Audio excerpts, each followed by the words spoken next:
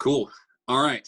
So we are excited to bring you part 2 of the audiobook series that Mark and I did back in 2014.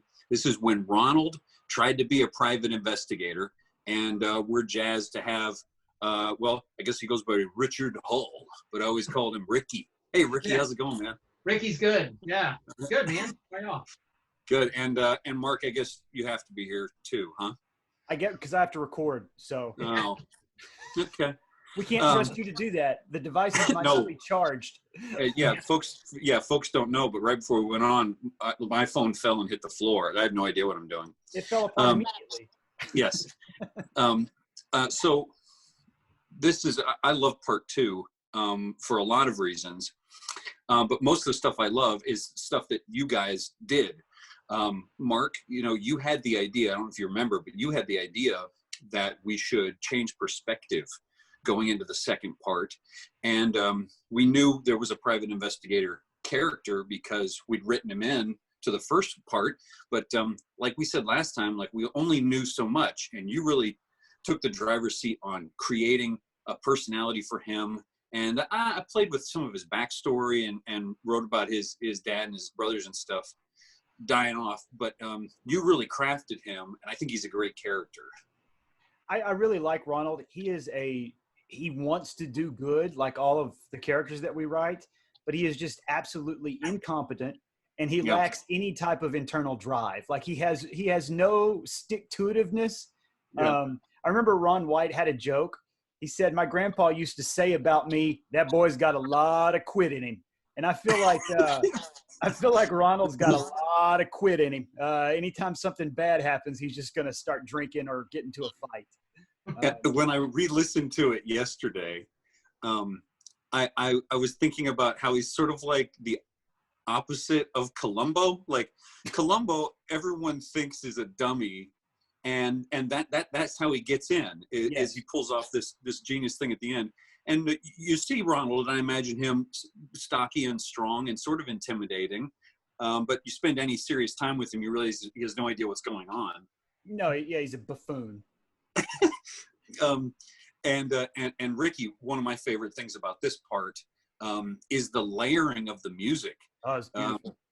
In that first part, you got that. It kind of, I don't know if you were going for this, but it reminds me of like that Peter and the Wolf thing, where each character has like an instrument that represents them, and you had Thomas with that piano going, and then intro to part 2 with this one, that same piano intro, and then sax over it.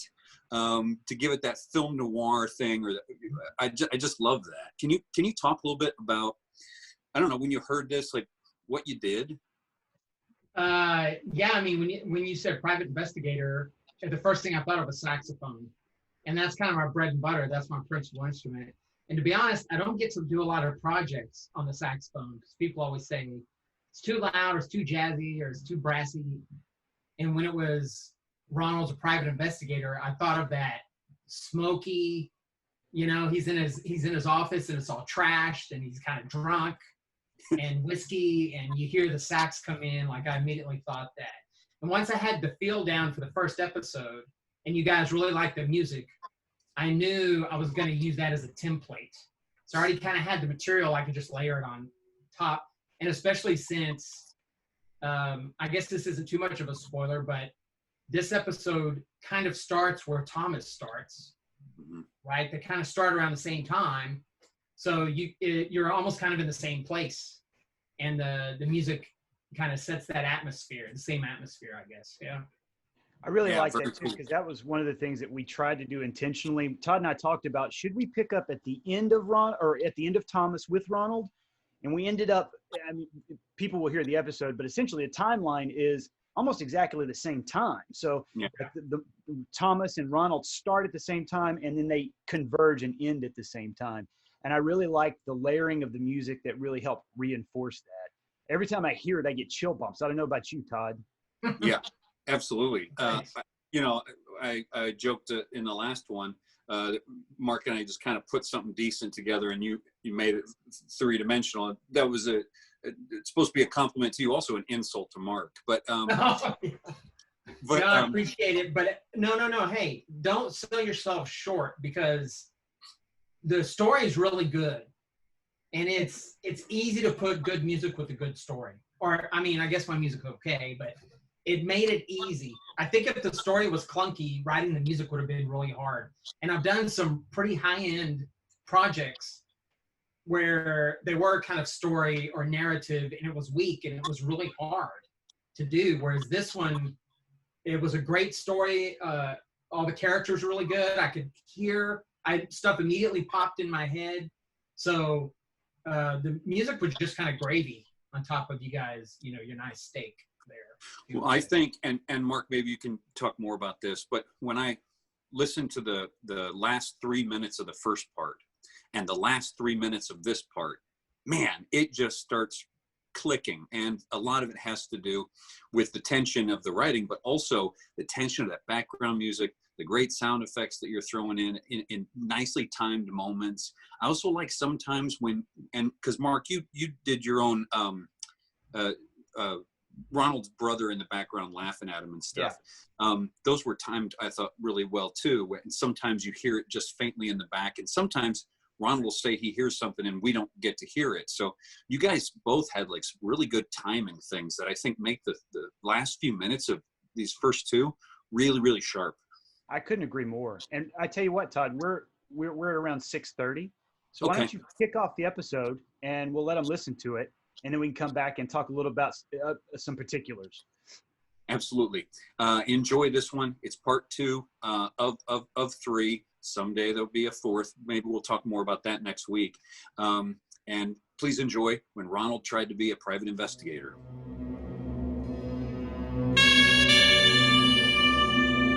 When Ronald Tried to Be a Private Investigator.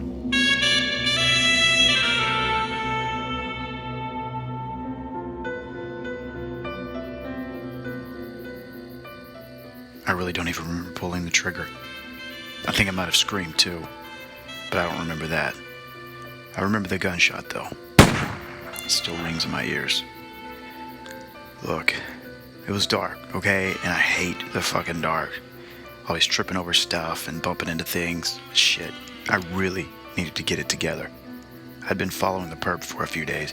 I couldn't believe the guy I'd been tailing was actually a grave robber. I had no real experience with any of this stuff. My first instinct was to just punch things until they stopped moving, but that didn't work here. I wish my dad had been with me. He'd have known what to do. My brothers would have known what to do too. Bunch of Boy Scout assholes, but they always knew what to do when the shit went down. But let's be honest, I'm not Harold, or Jim, or Kurt, or Derek. I'm Ronald. Ronnie the clown. Ronnie the round. Ronnie who spins you right round. And Ronald is the only one of the Delanceys who never passed the exams to be a police officer. Never passed anything, to be honest. Couldn't even get hired on as a mall security guard. I was just an investigator, and really not even that. An unlicensed PI advertising on Craigslist. Jesus Christ, it sounds worse now that I'm saying it out loud. Hired out of desperation by 2 jokers who didn't have any other options. Look, I guess I was scared when I pulled that trigger. But that son of a bitch did the one thing, the only goddamn thing that could have sent me over the edge like that. All I could do is yell like a fucking maniac and pull the trigger until I heard the click, click, click of the big 45 dry firing in my hand. I should go back, though. I should tell this from the beginning and tell it right. All the good detective stories start with the beginning of the case, don't they? This one should, too. So I talked to Mom weeks before, and she told me I needed to move on. Needed to get over the tragedy of losing Dad and my brothers, move out of her house, get myself a career, that type of stuff. There was money coming in. The only small comfort to losing 4 hero cops in your family at once, I guess. And Mom said I should realize dreams on my own terms. Even if you can't be an officer, she'd said with her arms on my shoulders and her eyes on my slightly shorter leg, you can still do the good that drives you. Maybe she believed in me. Maybe she thought I had something that, I don't know, I just couldn't see. Or maybe she was just trying to get her fat, hobble-legged, 31-year-old son to finally move the fuck out of her house. I knew it was no use applying to the force. Again. I knew I couldn't pass the physical with my leg the way it was. I looked into becoming a PI, but man, that shit requires college. So I started my own firm without a license. I used the insurance money to get an office in an old brick building downtown. I had a bed put in the back. I put my name on the door, Ron Delancey, private investigator. I put myself out there too. I posted on Facebook and Twitter and Craigslist, put an ad in the city paper and put up flyers at the local coffee shops. I was everywhere. I thought I was ready until Sarah walked in. She was mid-30s. Looked tired, but she was really beautiful. Brunette with green eyes and this low-cut blouse. She had on a green necklace that I couldn't help stare at. When she looked at me, I whipped my head up in case she thought I might have been staring at her breast. She'd said she'd seen my ad in the paper. I don't know if it's the promise of no questions asked or cheap that brought her in, but I would have believed both. She wiped her brown hair out of her eyes and handed over a picture of her husband. She painted Thomas in a favorable light. He was kind and quiet. He was a talented teacher, if not a little forgetful. He had a habit of avoiding family when he got all stressed out, but nothing like this before. She looked me in the eye until I asked point blank about the disappearances. It was almost insulting, she said, looking out the window into nothing but gray sky and construction work. He said he was working at his college's writing center, but he knows that I know better than that. She looked at me now. Thomas is a passionate teacher, but he's never been a grammarian. I didn't know what that meant, but I nodded my head anyways. Never really cared about the nuts and bolts before. He didn't even put much effort into the excuse. He said it offhand and on the way out the door. It was fine once, but now he's gone every night.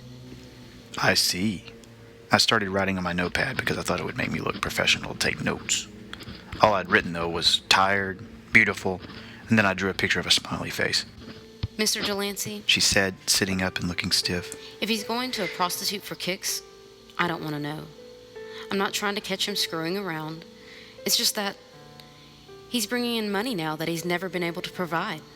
It makes me nervous. I hope he hasn't gotten wrapped up in something. When she left, I was pretty excited. It was my first case, and after sitting with Sarah, I was inspired to help her out. I wanted to do my first bit of detective work for a good person. It took me exactly 15 minutes to fuck it up. I could hear my oldest brother Jim in my head making fun of me. Of all the hero cops in my family, he was the only one to say out loud he thought I was a fuck-up for not passing the physical or the written tests. He was the one that always rubbed it in. Dummy, dummy, Ronnie the Clown. He knew enough to stay just out of my reach. I couldn't move fast, but if I ever caught him, I'd turn his shitty little face into goo. It wasn't Dad's voice I heard in my head. It was Jim's voice that I heard telling me not to mess this up as I pulled my dad's old LTD into the parking lot of the college where Thomas taught. I hobbled around the college, pushing my way through the kids, and I finally got Thomas's schedule from the registrar and I made my way to his classroom, only to find him still in his room. I must have read the damn times wrong. I hadn't wanted to confront him at all. I only wanted to use one of Dad's old tricks. I wanted to go to the perp's domain, as Dad used to say. I wanted to stand in the classroom alone, to stand at the front of the room and feel what it's like to be him. My father believed techniques like this helped him understand the motivation of the guys he was after. My father was a genius. But sure enough, Ronnie the Round spun it right round and fucked everything up. I tried to walk in with Thomas still in the damn room. He tried to wave me in and I freaked out, and there you go. I messed up again the next day when I tailed him to a fast food place. One minute he was there, and then, I don't know, I got into my own head and I guess I lost sight of him. Circled the parking lot for at least half an hour, but I never could find him. I went back to my office and sat in my chair, started drinking JD and playing Angry Birds. One fucking case, and I'd already messed it all up. I could see Jim's face all scrunched up and sneering at me and singing that goddamn song. Ronnie the Round, like a clown baby, right round, round, round. I was pretty drunk when the door creaked open. I looked up, and this weird little guy walked in. Black hair all greased back, face nearly as white as an albino's. He had on a suit, but it was weird. I mean, I guess he kind of looked like a funeral director. Are you Mr. Delancey? He when he talked. It was kind of odd. I told him I was Mr. Delancey. Mr. Delancey, I have need of your services. I tried to sit up straight. My head was just swimming. Too much Jack. I licked my lips, and I tried to furrow my brow to look really serious. Oh, yeah? I said. Yes. Something was stolen from a family crypt. A grave robber, if you will. Something quite valuable and irreplaceable was taken. I'd like you to retrieve it. And then I want you to tell me who took it. He said that last part real low. I smiled. You want me to beat the fuck out of the guy? Can't move real fast, man, but I'll put these things on him. I balled my fists up and held them up for him to see. Dad always said they looked like two big old hams. I hope I looked tough. I couldn't tell if he was laughing or some more. I couldn't help but giggle at the guy. Mr. Delancey, just find my family's necklace and then tell me who took it. And we'll take it from there. The next morning, I thought I'd dreamed the weird little guy in my office until I saw the notes I'd taken during our meeting. All I'd written was, Eddie Munster lost his necklace, LOL. I didn't think much about that meeting over the next few days as I tried to tell Thomas around town. Looking back, I definitely should have, but just like always, my priorities were all fucked up. For the next week or so, I tried to follow Thomas, but telling people was a lot harder than they make it look in CSI. I swear to Christ, every stoplight in the city is plotting against me. One night I did catch a break, and I followed his car from a Walmart parking lot to a cemetery on the outskirts of town. Thomas parked his car underneath the shadow of an old oak tree, and I tried my best to watch it from a block away. It was tough. So many shadows, and there wasn't even any moon out. I started to get out and try to creep around the big stone gate to see if I could spot him, but I just knew he'd come out and my slow, crippled ass would get caught. I eventually fell asleep waiting for him. When I woke up, his car was just gone. After that, I made sure I stayed all jacked up on Red Bull when I followed him. Finally, I caught a break. It was a cold, drizzly night. The moon kept peeking out from behind the rain clouds. I followed him to another cemetery. A cemetery that, by the way, I knew well.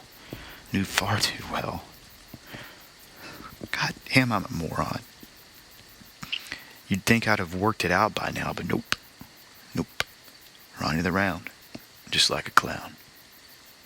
I let him get into the cemetery, and then I slowly got out of the car. I hauled my way past the gates, and I moved tree to tree.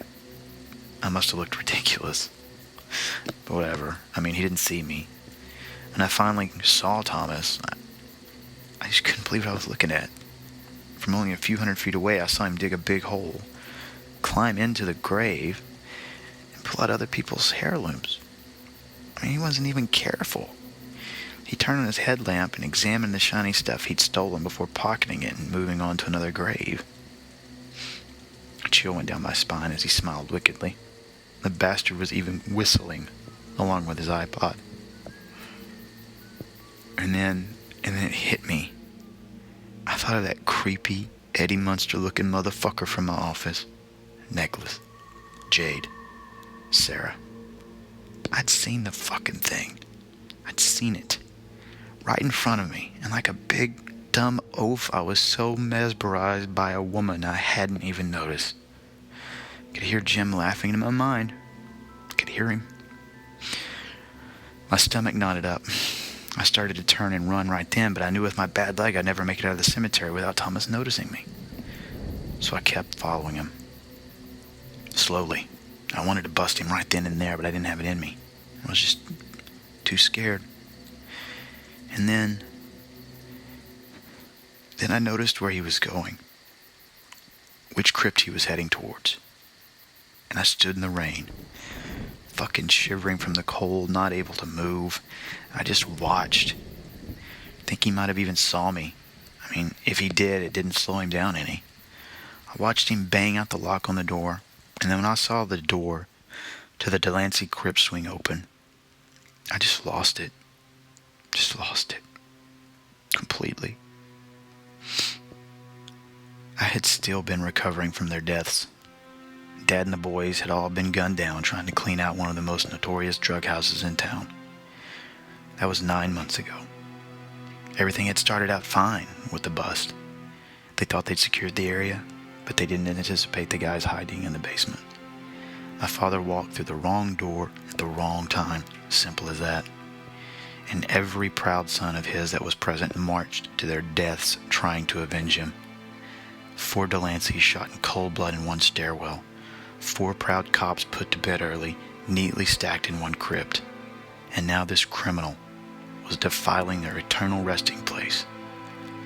It was just too much. As I said, I really don't even remember pulling the trigger. I don't remember screaming. I remember that gunshot, though. And I can still see the burst of fire from the end of that 45. He scrambled, in fear probably, I don't know. And then he went directly for my family's crypt. I saw this piece of shit dive into the crypt that housed my proud father and my 3 brothers. And all I could do was scream, just scream. As I hobbled over, I pulled out a spare clip and smashed it into the gun. I chambered around into Dad's old pistol, took 2 deep breaths, and pushed the door open. I kept pulling that trigger until I heard the clicks of dry fire. I opened my eyes, and nothing. Bare floor. I looked around the crypt. Nothing. Nowhere. I slowly walked into the darkness. I could hear the rain outside. I could hear my shoes crunch on the spent shell casings at my feet. And then the fucking door slammed shut behind me. I spun, almost tripped over my bad leg, and was surrounded by black. Couldn't see shit. Nothing. I pulled out my cell phone with my right hand and hit the flashlight. And when the light came on and lit up that crypt, I only had a few seconds to see, because when I saw what I saw, I dropped the phone. In front of me, with arms outstretched and reaching towards me, were bodies, skeletons, dead things, rotting things, smiling skulls. I dropped the phone and the light spun, and then I felt them grab me. I felt their hands on me. I frantically pulled the trigger on the gun, but all I heard were clicks. And as bony hand after bony hand scratched and grabbed me all over, I gotta tell you, you'd never believe how strong skeletons can be. I felt those bony fingers wrap around my throat and slowly start to squeeze, and they poked into my eyes and plunged down into my mouth, and then everything just went black.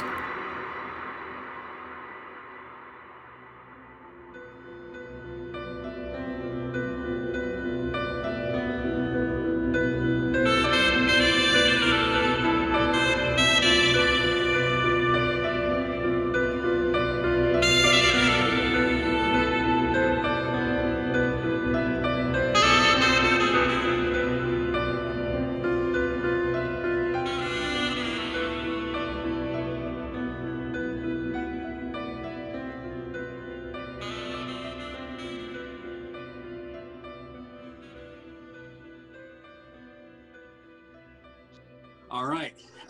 Well, I hope you enjoyed it. And I hope that Ricky will talk a little bit more about the composition of this music since we have him here today. Yeah, absolutely. So we would write the scripts, and then Todd and I would actually act the entire script out and send that raw dialogue to Ricky with hopes that it would be enough to help him out with the music. Yeah, it did. That's exactly what, that was exactly what I needed.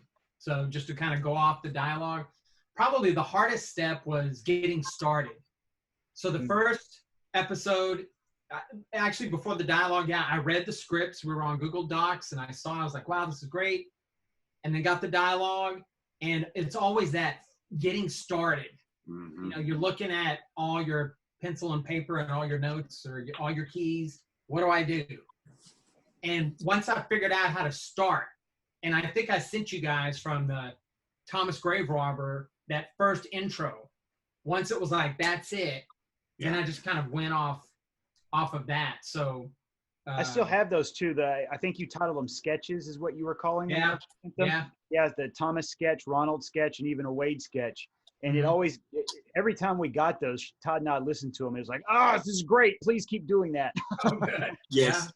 Yeah. It reminds me of, you know, like when they mail off raw drawings overseas for them to be animated, you know, and so much is done in that cleaning process.